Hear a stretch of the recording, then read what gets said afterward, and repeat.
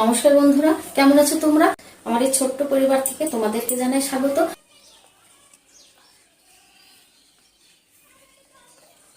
তো আজকে ঈদের দিন আমি দেখো রান্না করছি, নারকেল নিয়ে নিয়েছি, নারকেলটা কুড়িয়ে দুধ জাল দিয়ে নিয়েছি, এটা দিয়ে সেমাই রান্না করব।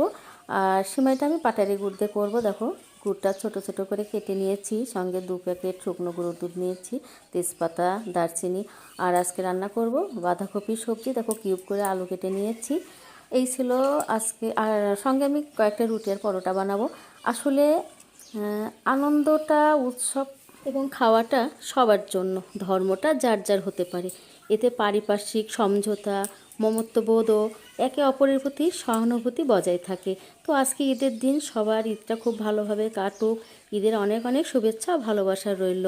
পরবর্তী ভিডিওতে দেখাচ্ছে, সবাই খুব ভালোভাবে ঈদ কাটাও। ধন্যবাদ।